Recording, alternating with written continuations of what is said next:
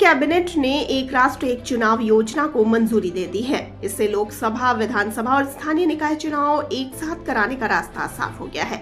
इसके लिए संसद में जल्द ही विधेयक पेश किया जाएगा। सरकार इस पर व्यापक विचार विमर्श चाहती है, इसीलिए इसे संसदीय समिति को भेजा जा सकता है।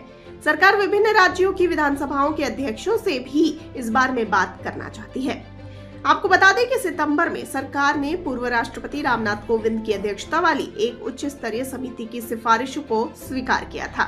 इस समिति ने लोकसभा, विधानसभा और स्थानीय निकाय चुनाव को चरणबद्ध तरीके से एक साथ कराने के लिए 11 सुझाव दिए थे।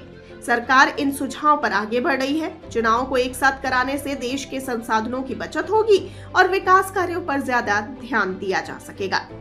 आइए अब जानते हैं एक राष्ट्र एक चुनाव समिति की 11 प्रमुख सिफारिशें क्या हैं। सबसे पहले बात करते हैं पॉइंट नंबर 1।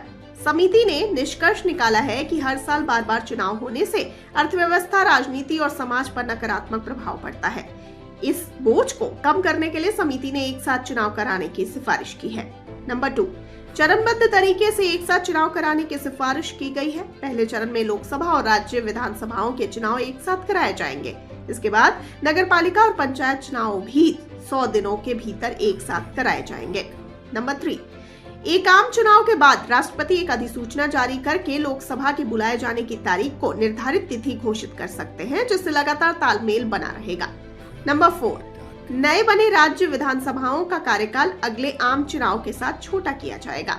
नंबर 5, समिति ने इन सुधारों के सफल क्रियान्वयन की निगरानी और सुनिश्चित करने के लिए एक कार्यान्वयन समूह के गठन की सिफारिश की है। नंबर 6, समिति ने पंचायतों और नगरपालिकाओं के लिए एक साथ चुनाव कराने की सुविधा के लिए अनुच्छेद 324A को शामिल करने का सुझाव दिया है।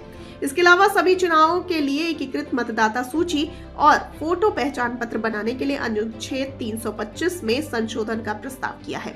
नंबर 7, अविश्वास प्रस्ताव पारित होने या लटक सरकार बनने की स्थिति में नए चुनाव होंगे, लेकिन नवनिर्वाचित सदन का कार्यकाल अगले आम चुनाव तक ही सीमित रहेगा। नंबर 8, पहले चरण में लोकसभा और राज्य विधानसभाओं के चुनाव एक साथ कराए जाएंगे। नंबर 9, दूसरे चरण में राज्य और लोकसभा चुनाव के 100 दिनों के भीतर नगरपालिका और पंचायत चुनाव कराए जाएंगे। नंबर 10, चुनाव आयोग को ईवीएम और वीवीपैट जैसी आवश्यक उपकरणों की खरीद की सक्रिय रूप से योजना बनाने की सलाह दी गई है, ताकि चुनाव प्रबंधन कुशल हो सके। नंबर 11, समिति एकीकृत मतदाता सूची और पहचान पत्र प्रणाली का प्रस्ताव करती है। इसके लिए संवैधानिक संशोधन की आवश्यकता होगी, जो राज्यों द्वारा अनुसमर्थन के अधीन होगा।